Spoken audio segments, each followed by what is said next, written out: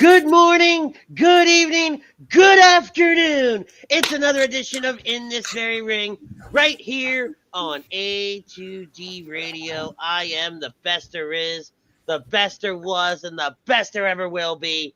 I'm known as Ritz.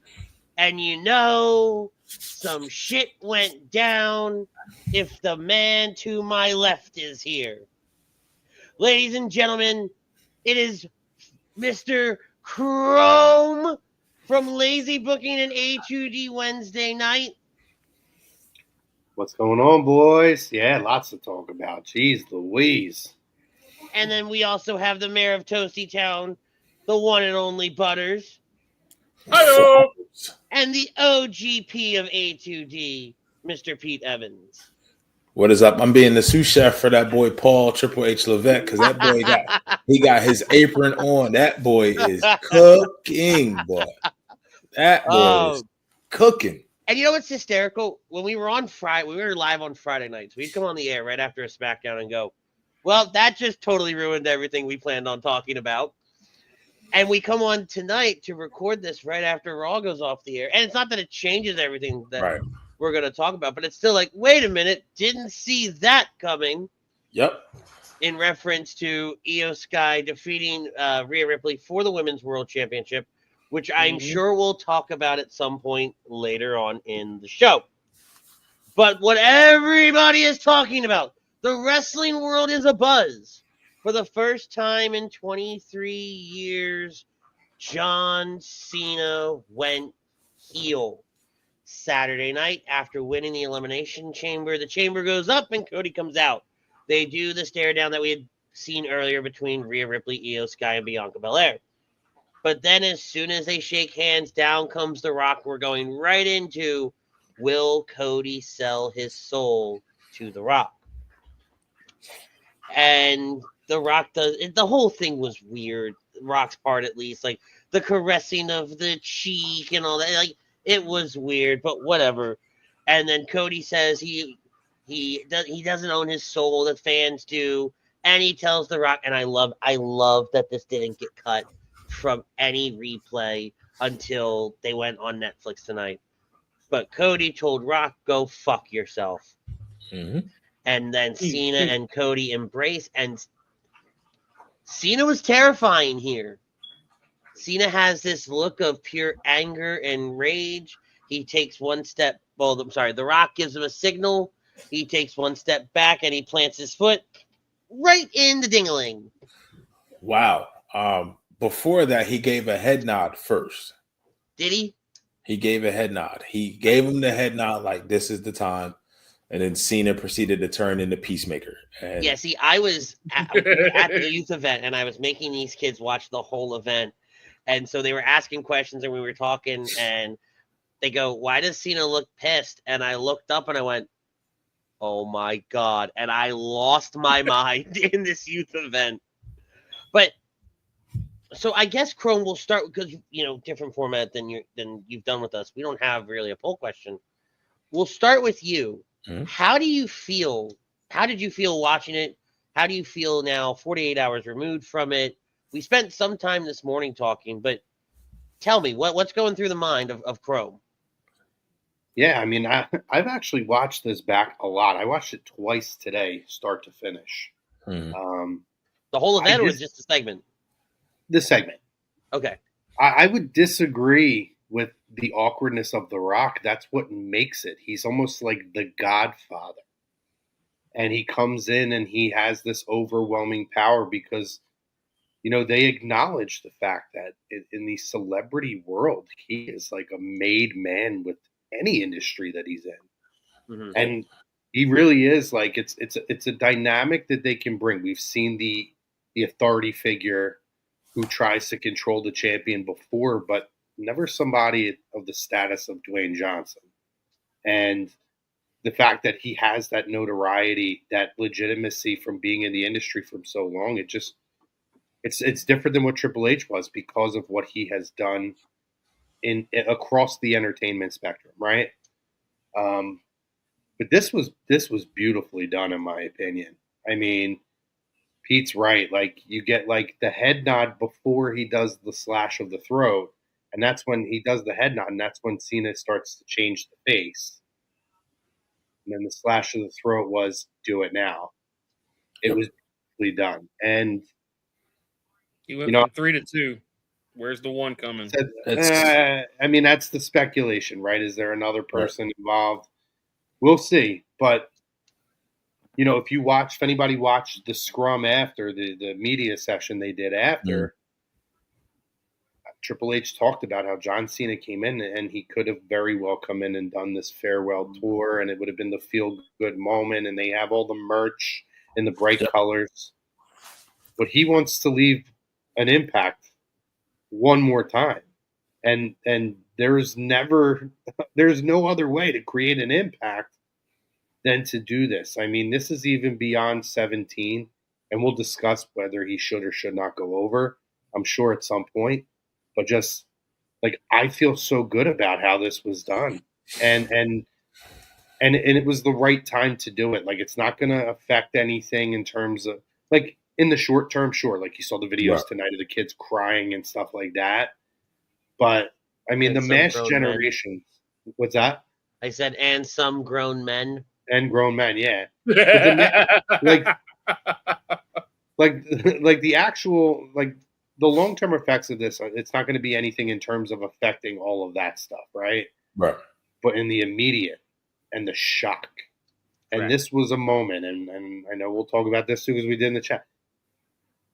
Where this ranks amongst professional wrestling and WWE moments, it's in the upper echelon, boys. It's at least in the top 5.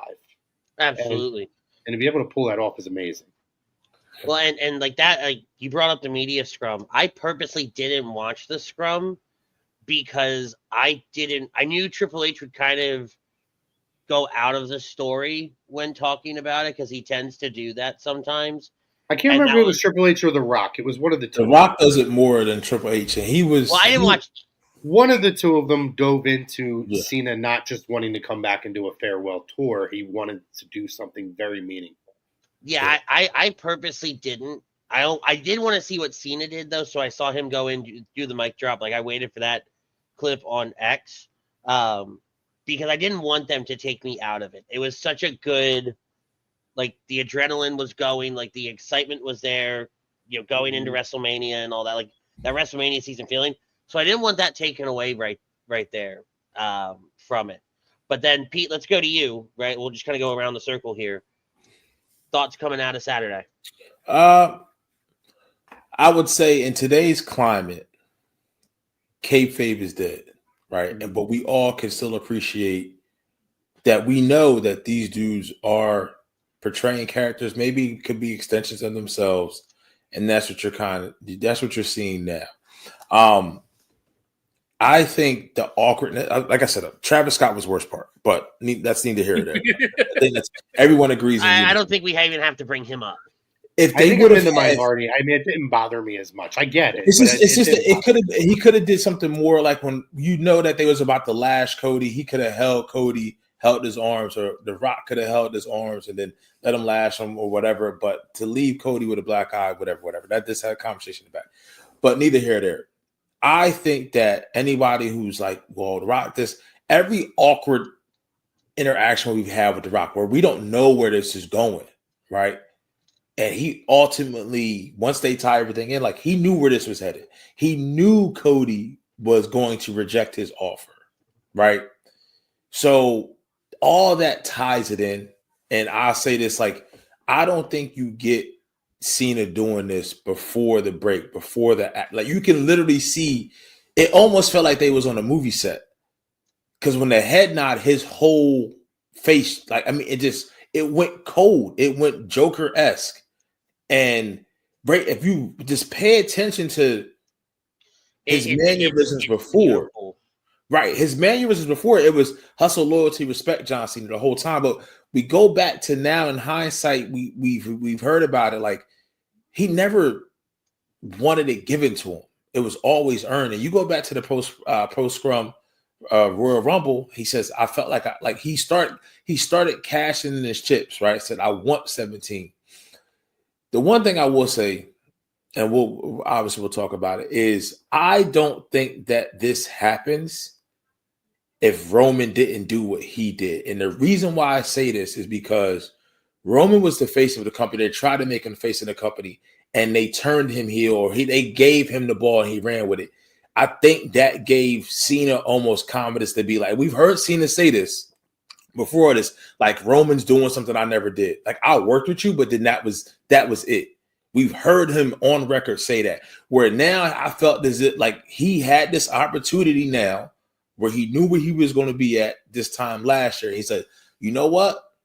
If there's ever a time for me to do this now and we can pull it off, it's now.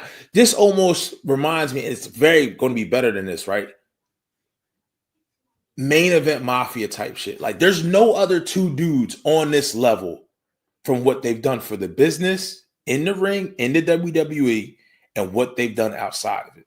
No one has more reach from a celebrity standpoint than The Rock. You can look at all his followers. There's no one that's not touchable by him. There's no one that's not influenced by him.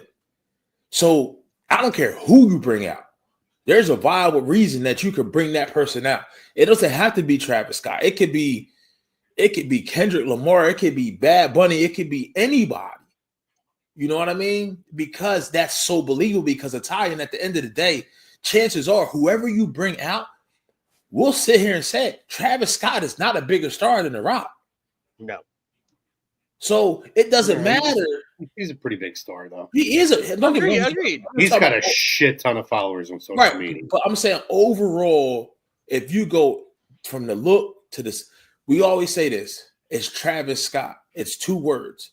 It's The Rock. That's it. It's you. When you say MJ, when you say Tiger, it's brand recognition anywhere around the world. And now you tie John Cena into this, to where Cena can be that presence, to where The Rock, when The Rock is there, but they have things in common now.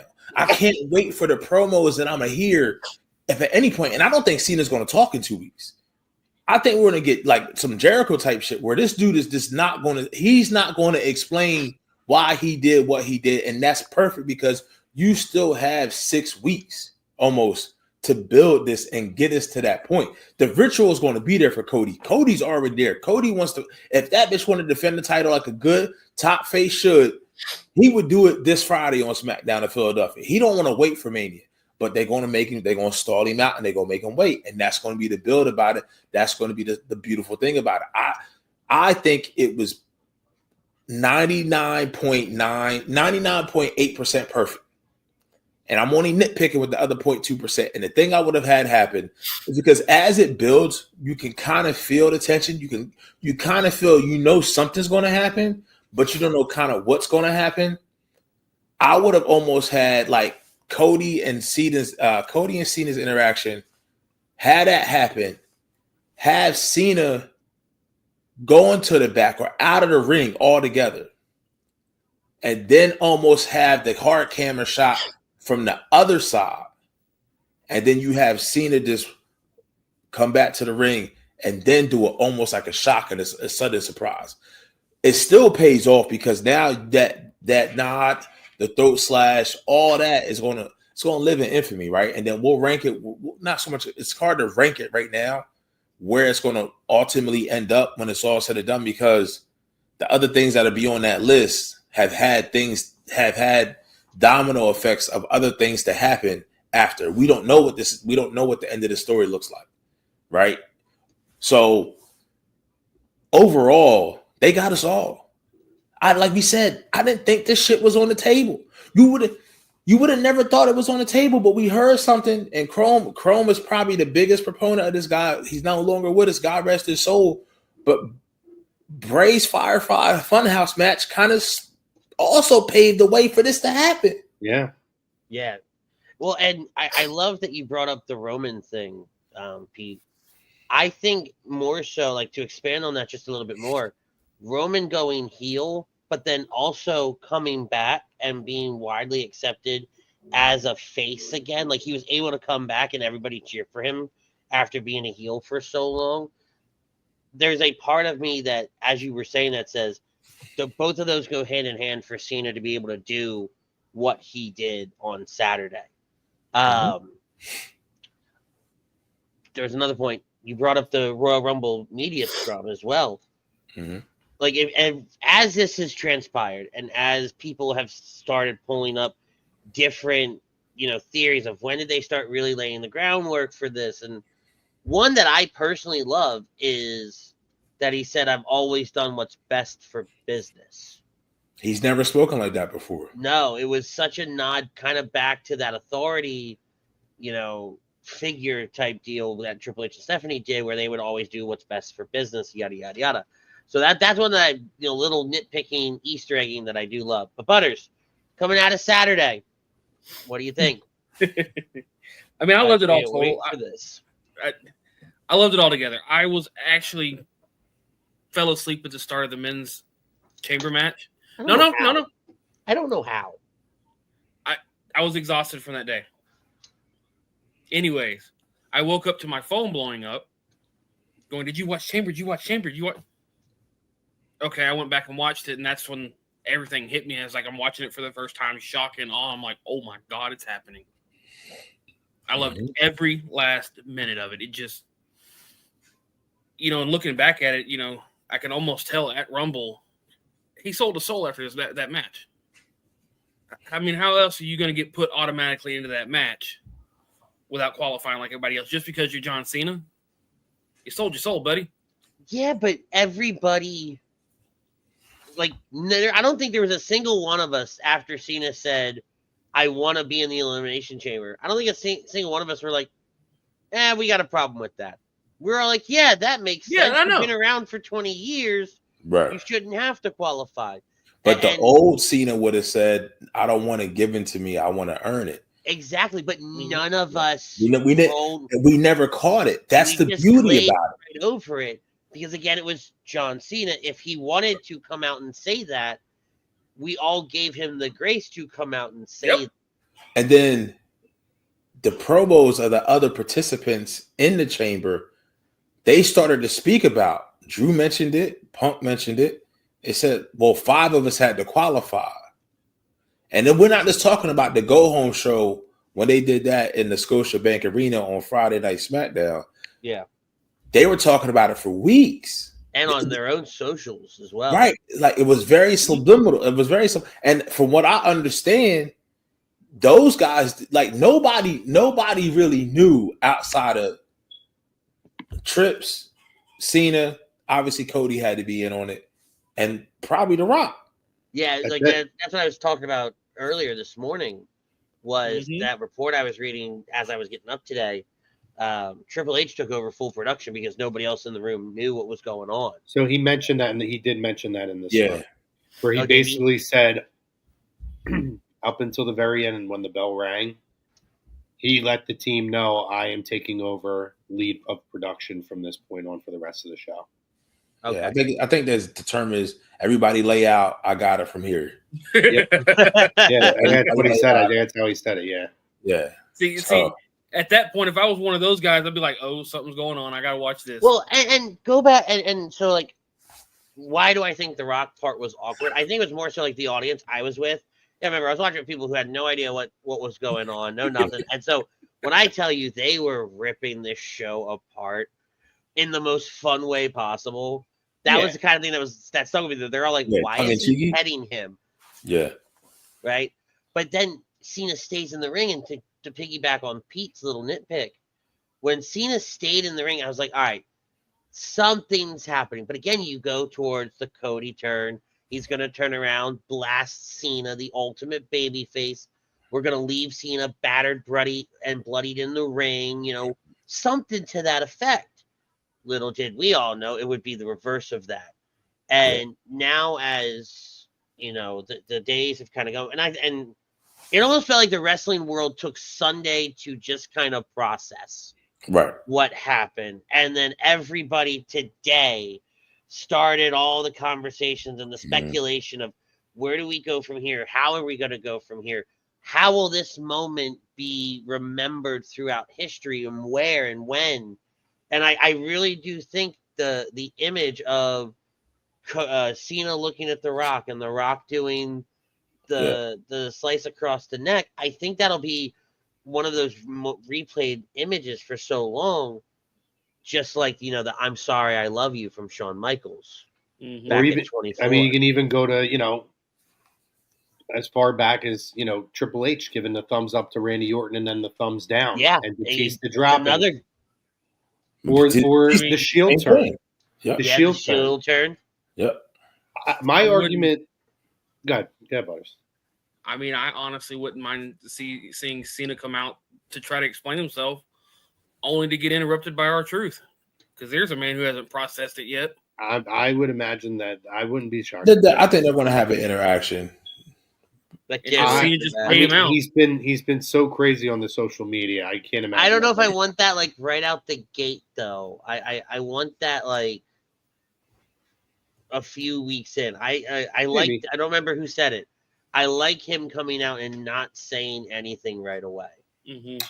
I also think though, like you don't have like it's such a massive moment where like CM Punk did tonight. He's like, I see you now, John. I see the true you. So when you talk about the interactions, like you can have R-Truth just in a segment on Friday, just mentioning. You can have Drew. You can have the participants of the chamber just reference it and not have him anywhere visible in the picture at all, because it's such a shock to everyone still. Like you said, even they have to process it. I do want to circle back to your point about should he have walked out of the ring. I disagree, and this is why I disagree, because if we're talking about the old John Cena, right? John Cena is not a moron. Mm-hmm. He knows that something's about to go down and Cody's probably in a tough situation. Right. So when you look at how everything was done, he does the point to the camera before he runs to the ring. It's time to go to work, this and that. After he's thanking the fans and he's doing this and that, he's still being that guy. And he would not leave Cody in a situation. So him behind, and obviously the history he has with Rock, right? To where him being behind Cody and almost like being like hey, you're not on your own here. You're going to stand up for yourself. I have your back. And even the moment where he tells him to go F himself, and then they show the clip tonight. They show the clip outside the ring where he goes over and he pumps over to the ring ropes and he goes, over to the crowd and everything. I think that plays into it. I think if he leaves the ring and then he has to come in, then you have to worry about timing issues on things too. Is he going to get to the ring, right? That's a long walkway, Pete. That was a long run to get there. I just think having him stay in the ring and almost be like that security blanket for Cody to be able to have a little bit even more of a courage. Not that he doesn't have that, but to know that the ultimate babyface has my back right now. Yeah. I think adds to that moment even more. And the segment was so good. Like I said, like Pete said, and I've said, we all kind of said, we're nitpicking this segment. Yeah. And I will say, probably like after the first maybe 5 seconds, which isn't really that long, but it feels like a really long time when you're looking at something like this. I was like, all right, I understand why Cena's still in the ring. Mm-hmm. This and this and this is going to happen, so it makes sense for him to be there, blah, blah, right? They're going out of the ring. You do run into those timing issues for sure that you were bringing up. Another thing I do want to bring up, though, is everybody's going back to, and Butters brought it up, actually, going back to the Royal Rumble and how he did lose out to Jey Uso, and that look that he had on his face after losing out, and all the video packages tonight circled back to that moment as well. So maybe Butters is onto something. Maybe there was a conversation had that night. I definitely think that was it, because it almost could have just logical, like, hey, like I said, this is my last hurrah. Wanted to go to the Rumble, wanted to win it. I wanted to do things the right way, and it didn't go my way. Even though I gave it the hustle, the loyalty, the respect, and I still didn't come out on top. Now I need to go through extreme measures to make sure I at least had the opportunity to do so. And I will say this, go back, not nitpicking the splitting hairs. I would have loved it for, and you guys let me know, if he would have tried to leave the ring and Cody says, "No, John, you stay." I think that would have been a giveaway. They did the exact same thing with Mark Henry. Yeah. They did- It I almost don't would have know been. It almost would have been like a dead giveaway to me. Okay. I mean, yeah, definitely. But I can't wait. Like, I feel like, So now, I'm sorry, Pete. Go ahead. what do we like? I'm so excited to see what this is. Like, I want to see The Rock in his flare pants. I don't know what the fuck those were. Jesus. But also I would love to see. I want to see a completely. I want to see Hollywood. Finish a damn Cena. sentence. My God. I want to see Hollywood. I want to see like Hollywood Cena. I want to see LA Cena, Corporate suits, Cena. tie, slick hair. You know what I mean? Do something with the ball spot. That leads into my question, right? We're just under 7 weeks away from WrestleMania. Mhm. What do you guys do with this story? I think tonight they did a phenomenal job because everybody was hoping, right, that they would have some kind of something from either Rock or Cena, or maybe not them there in person, but something. And Punk kicking things off, calling them, the bald-headed frauds and middle-aged, midlife crises and things like that. I think Punk Love did a that great too, though, job. because I want a Punk. I want one more Punk and Cena match. So Oh, they yeah. set the table for that tonight. I'm very happy about that. But Punk did such a great job of selling it. Mhm. By the way, great opening segment. Did he call them bald-headed frauds together? At the end, he did. Yeah. And it actually got one of them to it either got Pat or Cole to actually chuckle on air. Now I'm just thinking, I think it was McAfee. I think.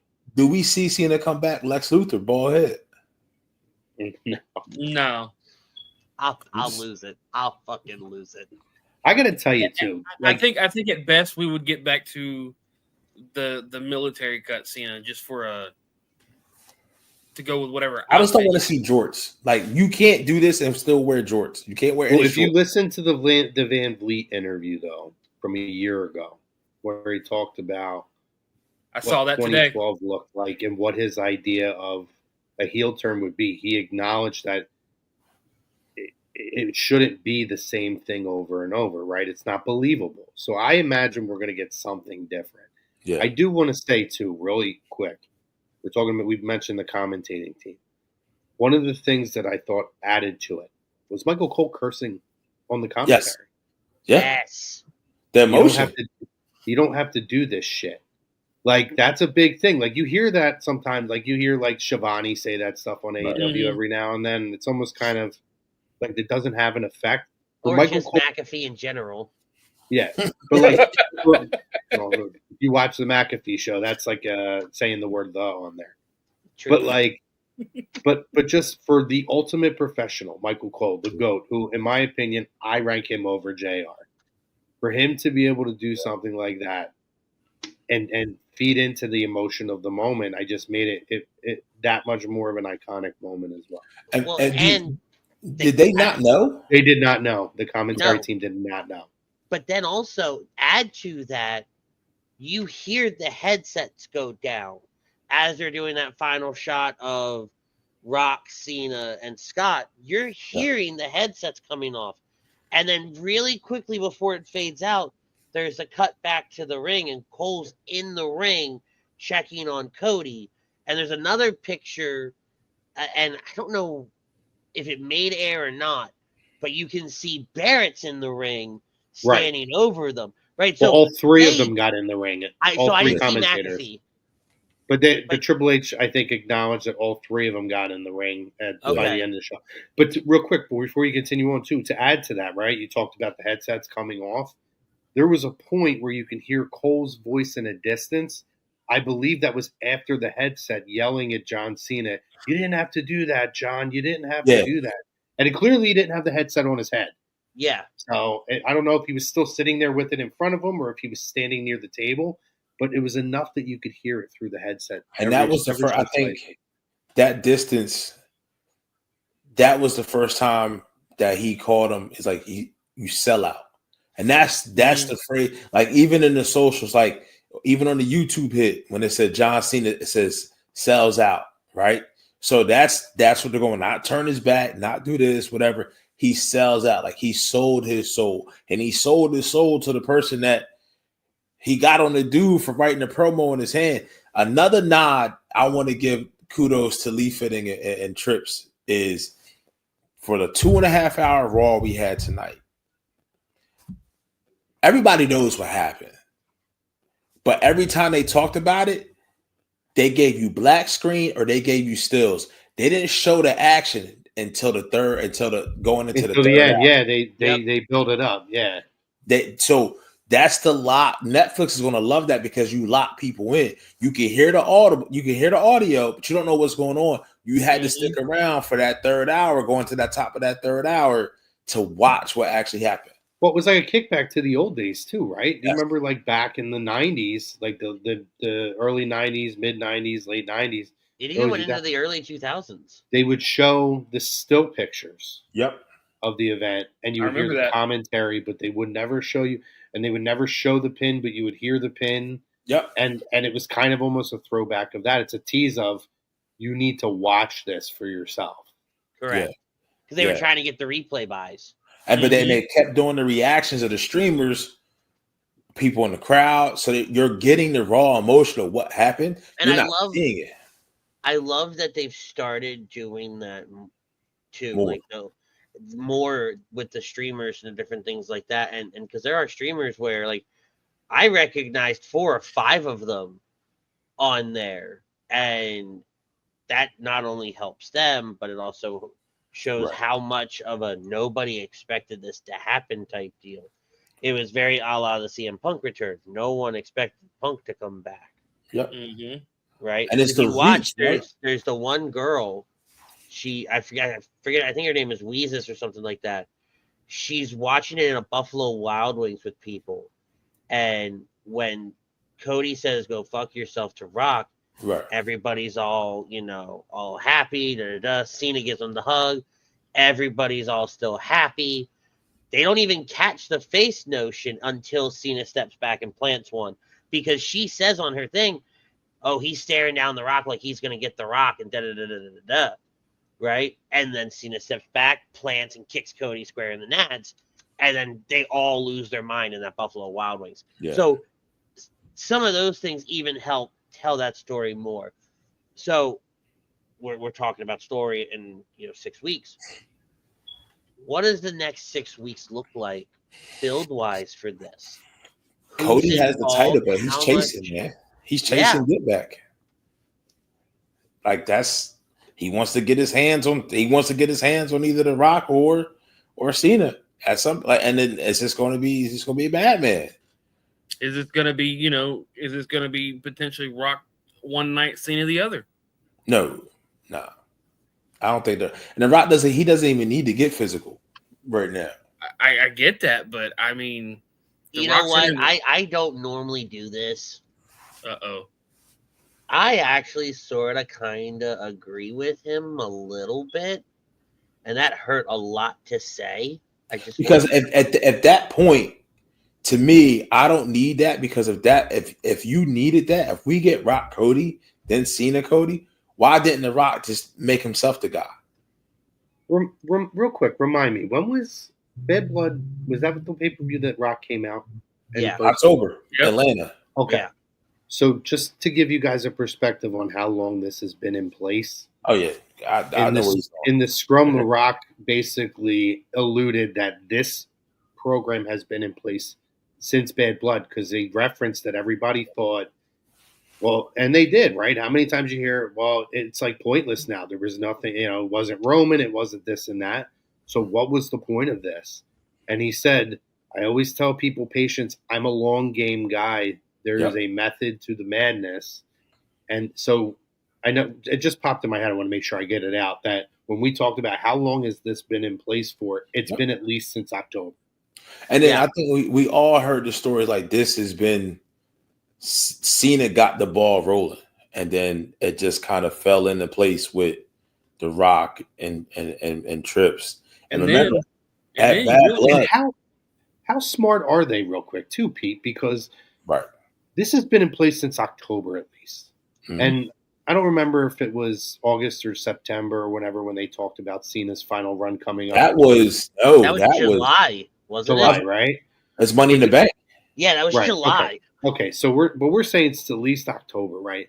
They have been so tight-lipped, but how often do they bring up if you get a chance to see John Cena in your town? But think about, too, how much did they promote this appearance in Toronto? They were, I mean, in hindsight now, they were really pushing this pay-per-view and Cena's appearance to like, but they almost lulled you into a sleep because they just kept saying, John's given so much to the business, and this is your chance to see him, and you have till December 2025. And you didn't see it coming. You thought it was going to be, you just thought it was going to be like a happy, like. I mean, and then you look at it, they spoiled it without spoiling it by changing their poster a day before. Yeah, now the one thing I will say that gave me a slight inkling was Tripp said, I don't know where I saw it, he said tonight, or he said tomorrow night will be an industry changing night. I think that was on Twitter.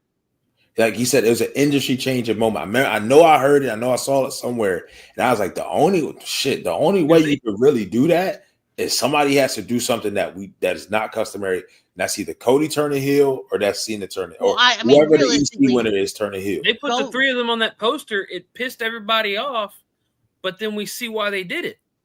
But see, so one, I actually didn't see the poster. I didn't see it either. Till they had Rock, Cena, and but I didn't see. What I'm saying is, I didn't see it till after, and I don't know if that was an algorithm thing or what. Right. But they were all. I did pick up Friday night on SmackDown that they were promoting that Travis Scott was going to be there, and also last week on Raw they were promoting Travis Scott being there, and I just assumed he was going to do, just an appearance kind of deal because he's the Raw, theme song guy, whatever. And he's got that new hardcore title. Yeah, I don't care about that either. But damn it, I totally lost my train of thought. Fuck. Chrome talks about how tight-lipped they were. Right. If you really think about it, we got the rundown, and it had it in the middle of the show. Yep. Right? And then the middle of the show comes and goes, and then you go into this bit where as soon as the match ends, here comes Cody. There it is. That's what I was going to talk about. I went into Saturday. Cody's going heel, right? Because we talked about it last week. Cena's winning at the Elimination Chamber.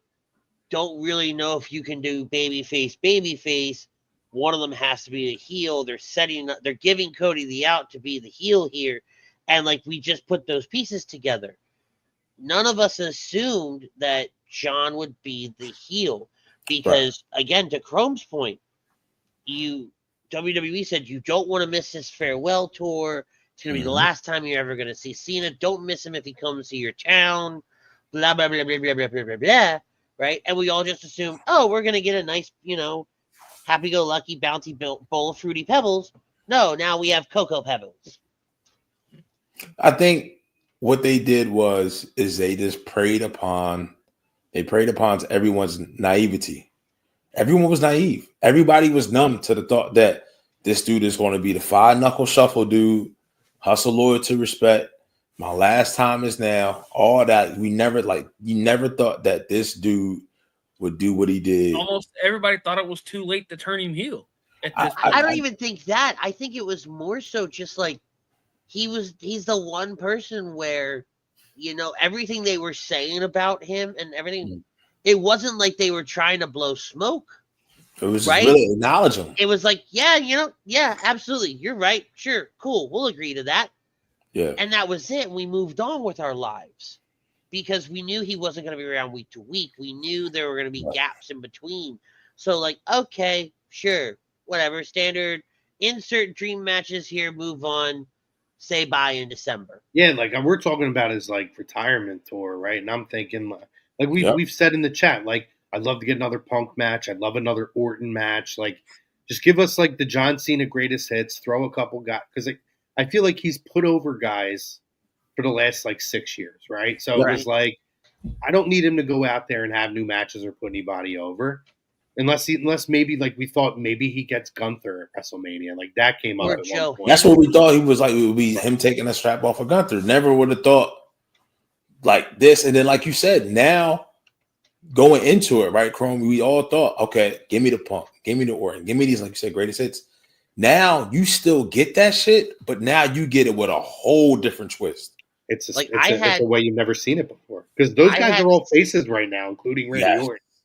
I had Cena Orton at WrestleMania when this all was when it was all announced. I thought that was a possibility. I did think because that. in my head, or Punk. Yeah. Before we could tell the triple threat was going to happen.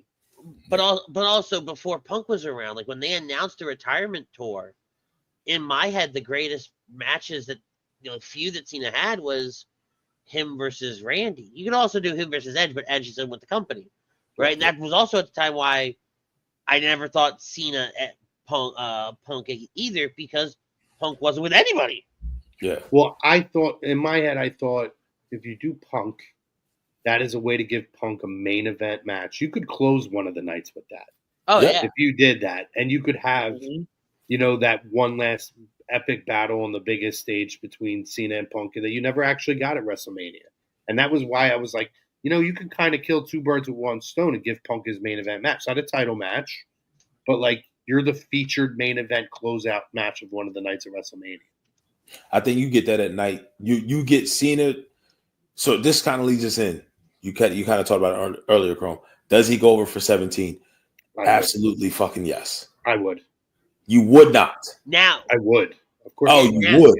Now you do. Yeah. You're forced to. Yeah, if he was going into this as the baby face, like we all assumed, no, because I think it was you, Pete, that said a couple weeks ago, if he wins and he gets 17, what the hell are we doing with the rest of the retirement tour? It would have made more sense for him to continuously miss it just by a little bit, it just by a little bit, and then like maybe SummerSlam or Survivor Series. We talked about him getting cashed in on, remember? Yeah, and then you get. Or being the one to cash in. Yep. Right? And leading up to that SummerSlam Survivor Series, or if they were going to do that one in that last event in Boston that they're kind of teasing about, that Ruthless Aggression event is like a goodbye to him. Right? That's where we had Cena winning the title and doing 17 at. Mm-hmm. Not at WrestleMania. Yeah. This 180'd everything. And everything we thought about, think about this. In 48 hours, everything we thought about for WrestleMania kind of got turned on its head, right? Let me rattle it off. We had Cena going into it as a babyface. That's not a thing anymore. We had, in some way, shape, or form, Jade, Bianca, Naomi. Well, that's not going to happen anymore. Yeah. We had Rhea Ripley defending the title against the winner of the Elimination Chamber. That's not going to happen. I will say, I did say to somebody earlier, Say what? I think we lost him. He's coming back. Come on. I think. Maybe. We'll let him figure that piece out.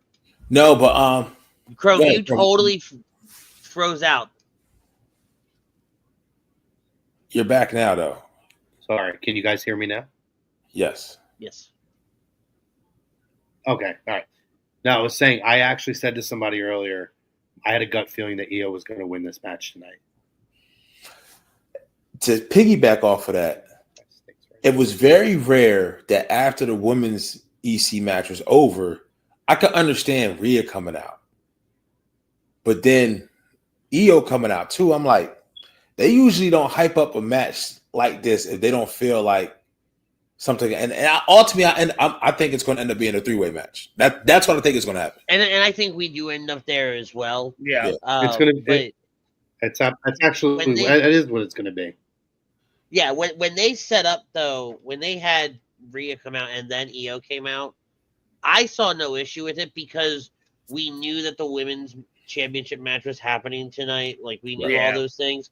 So I was okay with it on Saturday. Again, I didn't have Rhea dropping the title. I had Rhea beating Io and going on to WrestleMania because Rhea is Rhea. But like, right? if you think about it, Ritz's bingo card got all screwed up. Oh, I threw the whole bracket out. Did you guys hear what I said? About what? Did you guys hear what I said earlier? That I did say to somebody earlier that I thought Io was going to win this match. Yeah, that's what we're. I just had a weird gut feeling, and I actually think that the Chamber, her coming out was kind of what, I don't want to say it gave it away to me, but right. I just had a weird feel. Like, I feel like she's been floating around over the last like month and a half, and she's been, obviously undercut left and right. And listen, Io's one of their best talents. She should be in a title match. Yes. And I just had this gut feeling of like, let's not go the lazy road and continue to throw Rhea as the main champion. When Charlotte didn't pick Rhea, I thought things could change then. So I agree. I think it's going to be a triple threat match. When Io came out at Chamber, I figured they were going to do a triple threat period, regardless of regardless of whatever's outcome was tonight. Yeah, I thought it was just they were setting it up for a triple threat at Mania, regardless. Yeah, and the thing I think people forget about is Io is a Triple H talent. Like, he went to Japan to go get her, and that shows like he has. I mean, regardless, he said in the press conference, he said, "I want."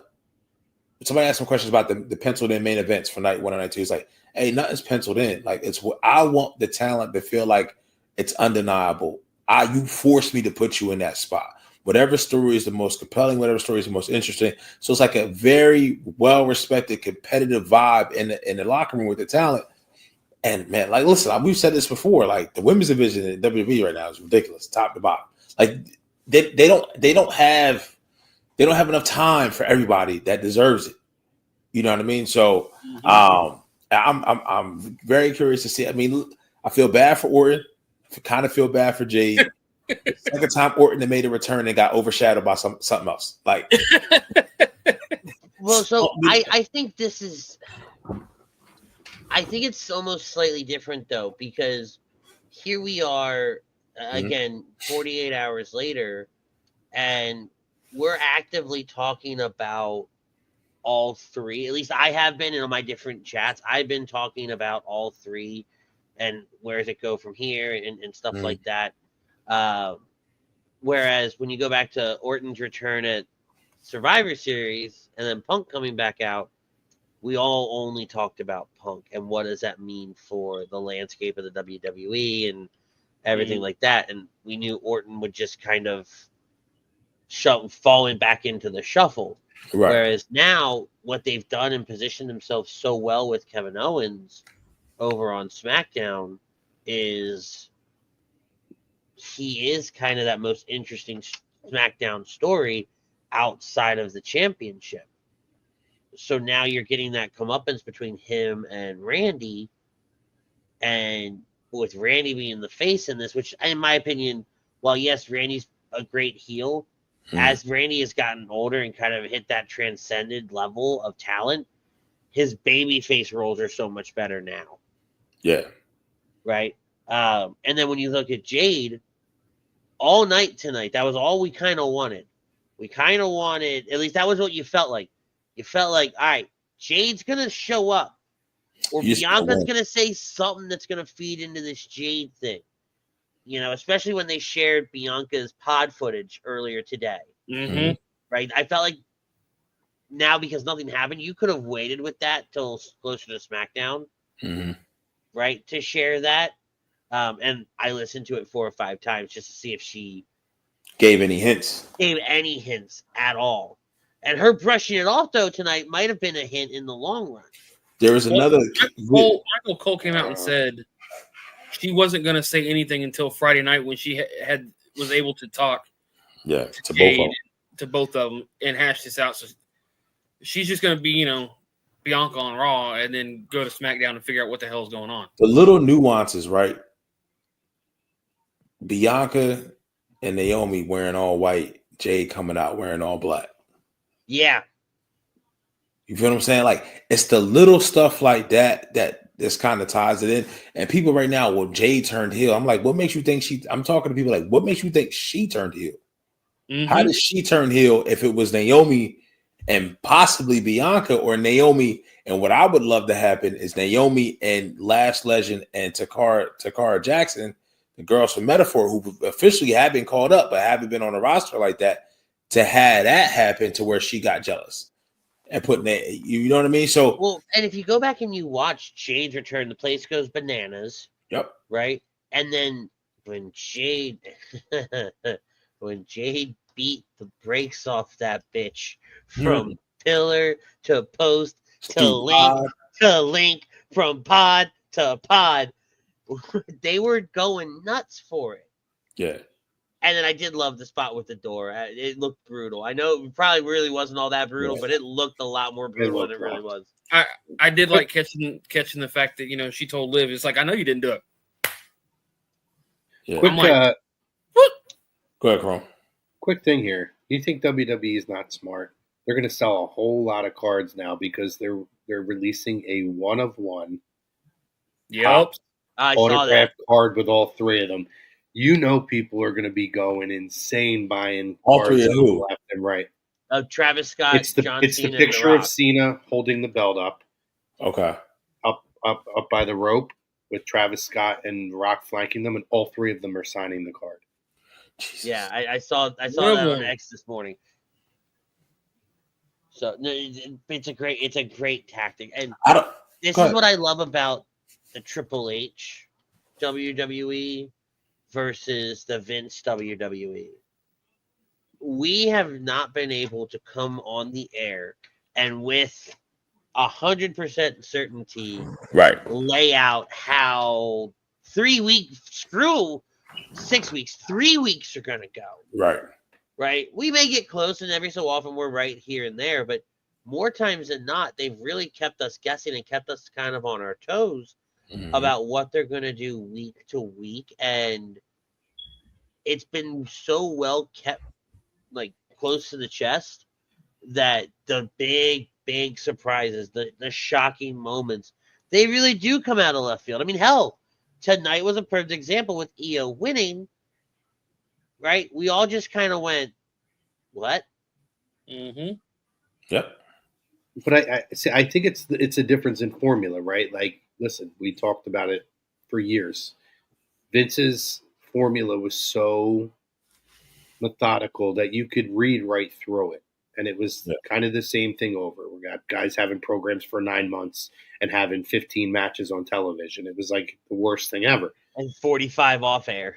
Yeah, I mean, I'll even go as far, like, Hunter has had his thumb on the pulse. He has been a proponent for bringing people in from the indies, as well as embraced and now really gotten into, the whole program with signing kids out of college to give them an opportunity. Hey, if you don't land on your feet here, like whatever your sport is or whatever, you're good. But then you sign a contract with us that this is where you're going to go if you pursue this. Mm-hmm. But you can even look at NXT when you have Joe Hendry show up, Moose showing up a couple of weeks ago, who's a guy who for years has been speculated. The Hardys appearing again on WWE. Everybody has it as a lock that Vengeance Day, March 11th, title versus title, that O was going to be the X Division champion. Listen. That is it title versus title? Yes. Yeah, it's title versus title. That is not 100% certainty. Sean is doing some crazy shit down there. Roadblock. I'm sorry. He's doing some crazy shit down there. All bets are off the table. Either. Go ahead, Chrome. It's like the relationship with TNA is a shocker. Yes. And now it's multi-year, and the way that they've executed it every week, they are advancing programs for both shows. Yep. And and talent. Last thing, and then you can jump in, Andy. The fact that This is title for title. You are guaranteed now that somebody's title is going on someone else's television show. Yeah. Whether it's WWE, you would never have seen that with Vince. Other than the Smoky Mountain thing he did back in the day with the NWA and all that crap. It was goofy.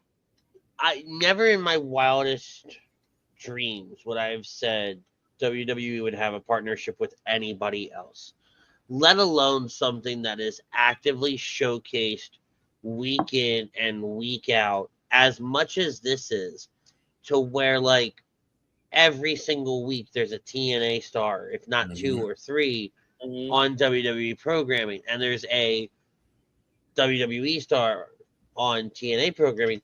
And I mean, Jade is on every week on Impact right now. Yeah. Jade is feuding with Masha, so it's amazing.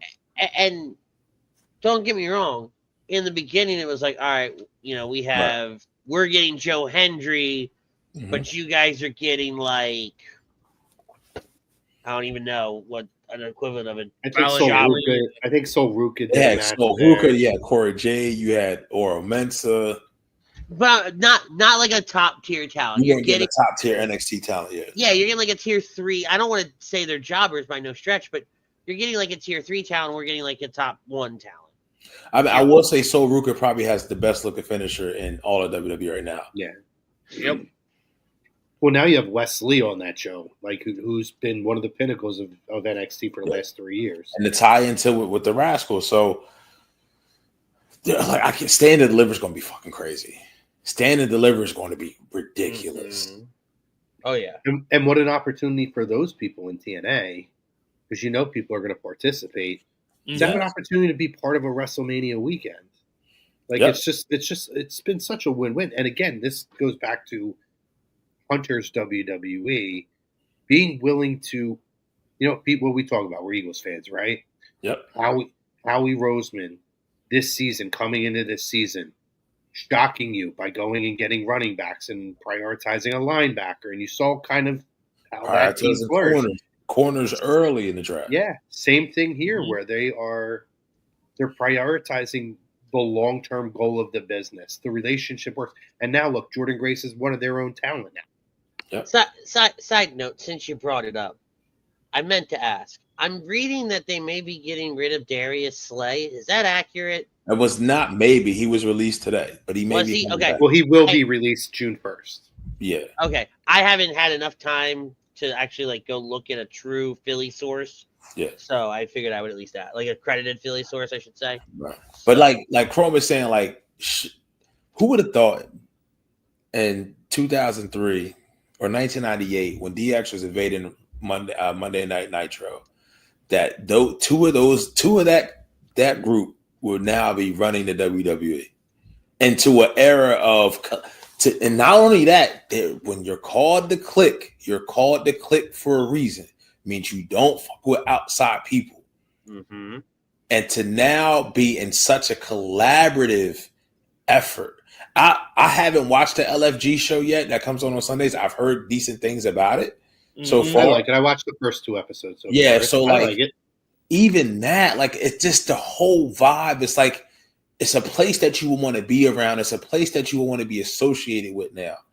You know what I mean? Obviously for various reasons, for various reasons, right?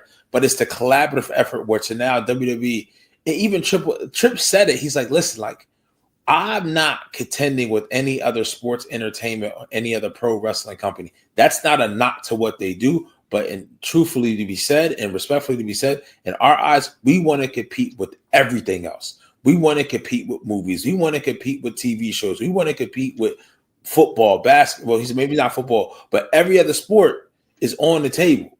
Like look at how, like, in just the 2 years that Triple H has been really running this, look at how many different stars have come out of the woodwork and have said they're wrestling fans and acknowledged wrestling. Like, Vanessa, I think the one that is most shocking to me is Vanessa Hudgens, right? Being, a big wrestling fan. At first, when I saw it, I was like, all right, what is she promoting? Oh, wait, no, she's actually a fan. This is actually, kind of cool. But they're proud to come out now as fans. Yeah. The video on social media from a couple of months ago after I think it was the Golden Globes, with now the most recent best supporting actor in a movie, Kieran Culkin. Kieran Culkin. Yep. The night after the the Golden Globes, being ringside, and CM Punk sees him and he's like, "Didn't you just win a big award?" He's like, "Oh yeah, I won a Golden Globe." He's like, "Oh," or Golden Globe. He's like, "Oh yeah." He's like, "I'm a pretty big fan." He's like, Yeah, the fact that it's all just kind of fans. Like, there we go. And it's maybe.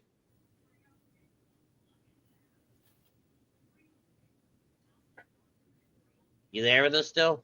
No. Now you're back. You kind of got distorted towards the end. I'm talking about the Kieran. Yeah, we got most of that, right? Yeah, like that's a huge thing.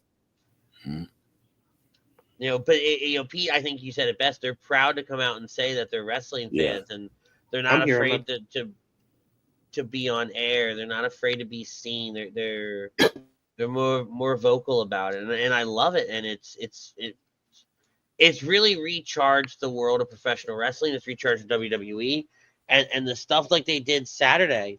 You know, I think. Oh, there he is. I think that it's the first of many shocking things that we see, because I think they're gonna try to break the curse where the odd number WrestleManias are kind of lackluster. Yeah, and I think they're gonna shoot for the moon. I don't think you can top last year by no stretch, because of what Roman versus Cody was and what the bloodline story had become and The Rock and all that. Mm-hmm. But I think they're gonna shoot for the moon.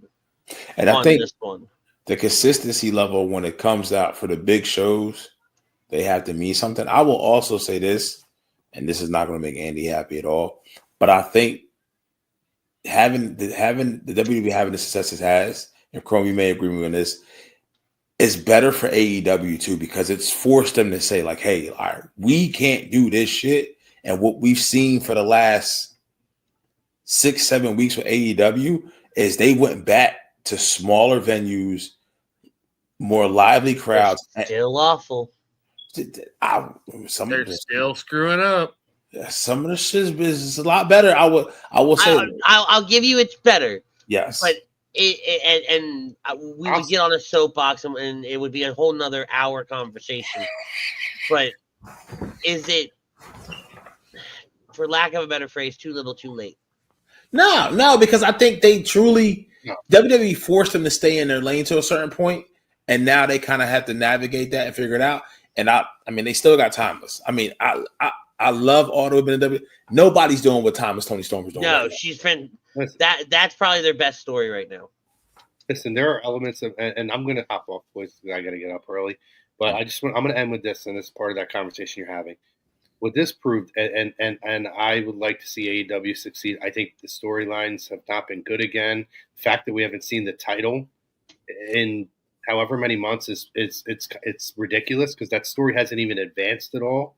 Nope. So I think it's been really, it's been a huge swing and a miss.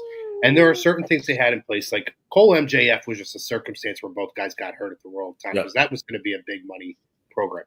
But that being said, what this proved with the John Cena thing that happened, as much as it proved how far AEW is from WWE, because they don't have, and it's not to their own fault, they don't have the history.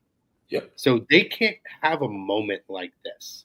And at this point, I'll be honest, guys, when you see the social media reach and everything else, there are no top stars in WWE are not leaving WWE to go to AEW right now. If their goal is to make money and to grow their brand, which is across all sports at this point, you know, that they're not leaving. Yep. So when you see the guys like Penta and this and that come to WWE, when you see a Cody come to WWE, it's because there's no place that's like that. Yeah. Now, you might get the Tony Storms who become a star, but the vast majority of people who have left WWE and gone there have had a couple of months of a run and floundered.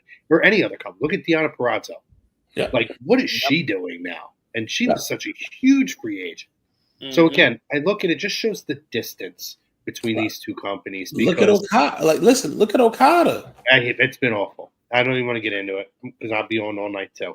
So I'm just going to say that. I'm just going to say this, and then I'm going to sign off. This story, one of the biggest stories of professional wrestling, there is no shot in hell that you will ever get a story like that. And it's not a knock to AEW, but the idea that they are a true even keel competition is laughable. They could get there in 10 years if they last, but they don't have a lineage that could make this happen. And that's why WWE is the best show in the town, hands down. Yes, sir. I love you, boys. Thanks for the time. Thank you, Chrome. Hope to see more of you on this road to WrestleMania, brother. Hey, yeah, I'll pop on a little bit with you guys every now and then. I appreciate you. Have a good night. All right, peace. That was Chrome from Lazy Booking and A2D Wednesday night. We appreciate him jumping on with us, hanging out. You know me. You know you know me. When you don't even have to say it. I know. I don't have to say it. I'm gonna say it though. You just can't help yourself. I don't think they last. I feel bad because there's a lot of good talent over there, but it's all being squandered. And I give them 5 years. I gave them 5 years from the start. I think I'm pretty close to being right. No, they've already been at it. What, 6, 7 years now? Yeah. Right. Yeah, they started in 2019. Yeah, they don't have much more left then. But that means, circling back, I think Chrome said it so eloquently. John Cena turning heel put WWE so much further down the road, whatever you want to call it, away from AEW. They're on different hemispheres.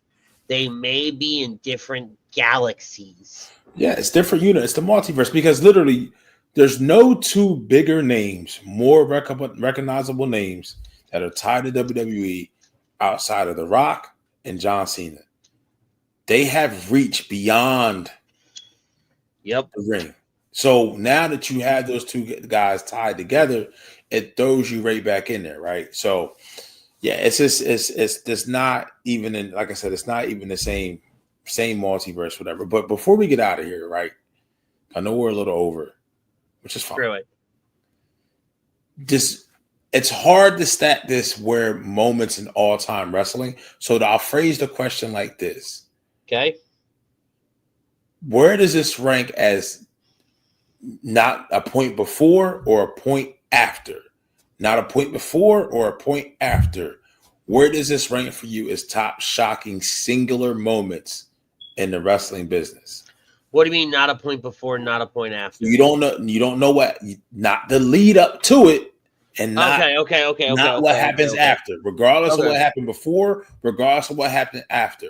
Top, where does this rank in top shocking singular moments in sports? Easily without any kind of thought, any kind of argument or conversation, top 10.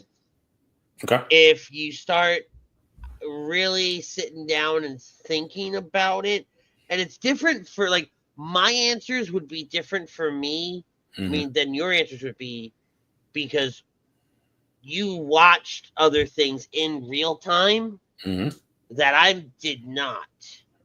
Right? Yeah. So, like, our answers will skew a little. Like, Montreal, I didn't watch that in real time, right?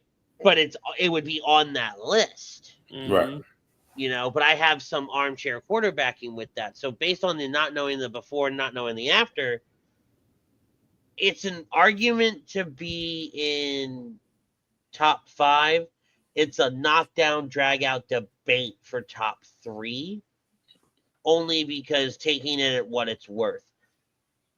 But then there's that other voice inside my head that puts it just like that in top 3, because it's 23 years of being the same guy, right? Being the same neon bright light looking schmuck. He's bright. He can't. I mean, he cannot not be bright. My kids thought that he was a ghost. I mean, he needs a tan. I don't know what happened. They were like, "Who's John?" You know, one kid was like, "Who's John Cena?" I was like, "The pale one, right? Not the white one, the pale one." One girl said he was yellow, but the highlighter, right? Right. You got a man that for 23 years has looked like a highlighter box. And now he has shifted and he has joined the dark side. And, you know, it's up there, man. It's almost like, you know, we're nerds. Robert Downey Jr. is now Dr. Doom.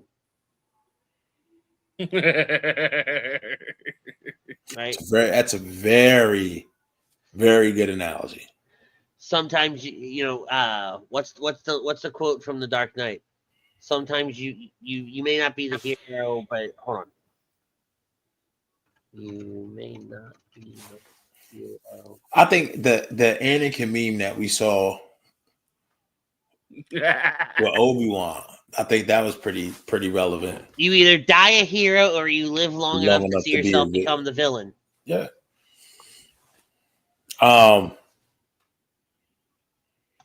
And a singular moment, I'd probably have it from the pure shock of it, right? In that moment, the shock of it, the all of it, probably 4 out of top 4. Because I mean, obviously you got Bash at the Beach 96, Screwjob, but then I put the streak in there too. I absolutely put the streak in there because I remember I remember. But then I also have like weird things on my list, like Austin getting run over by the car. But like shocking to the point where you couldn't process it. Like, yeah, I remember though. At that point, I just started watching wrestling.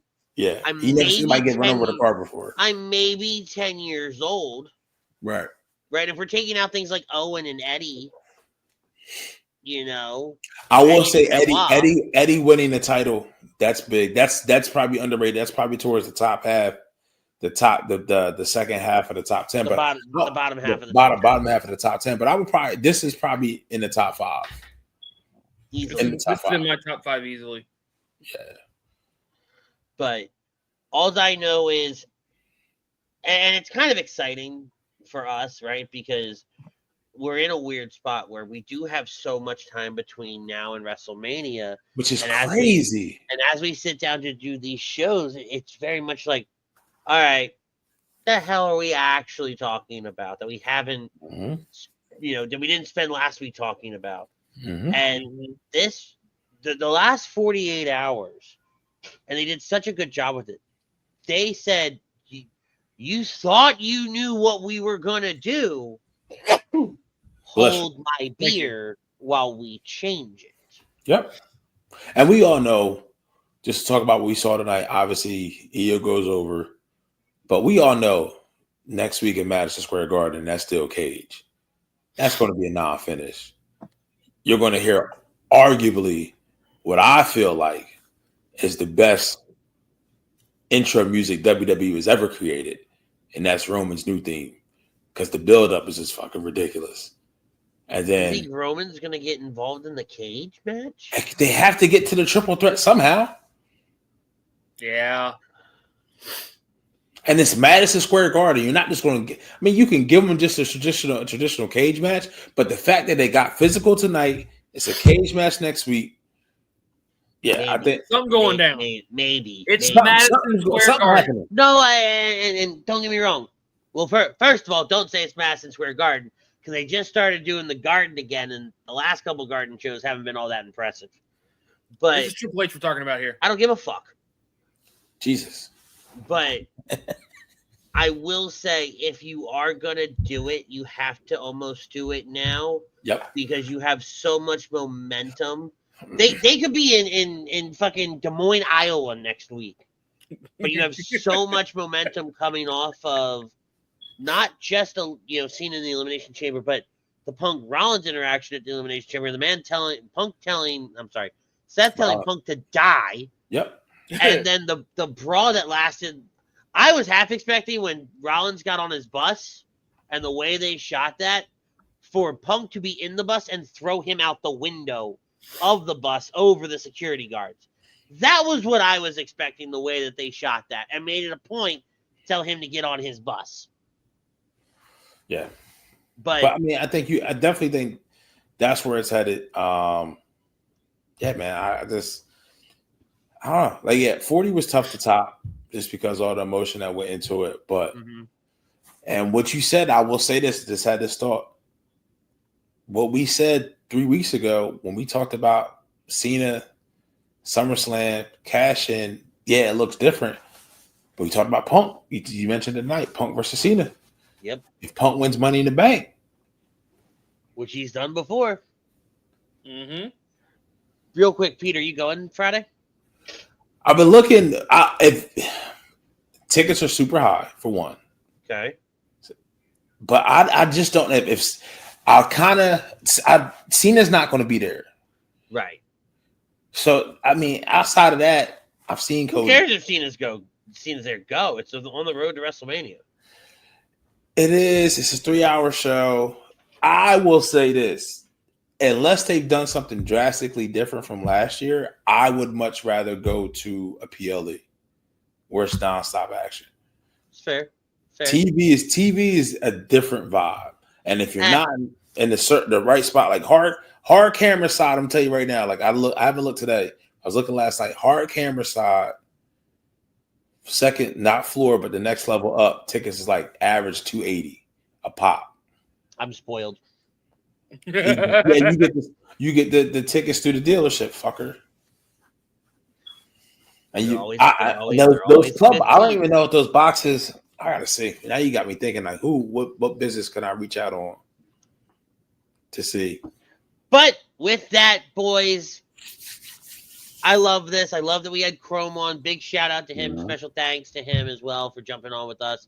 You know, some shit went down when Chrome says, I'm coming on the wrestling show. Yep. But for Pete, for Butters, I am Rich. We will be back next week with hopefully some more on this and kind of like at least maybe a little bit of advancement in the story. I don't think so, but hopefully. But definitely hopefully something with the Jade Naomi bit. I want that to be a big focal point for Friday. But until then, tell somebody you love them. Peace, love, and joy. We're out.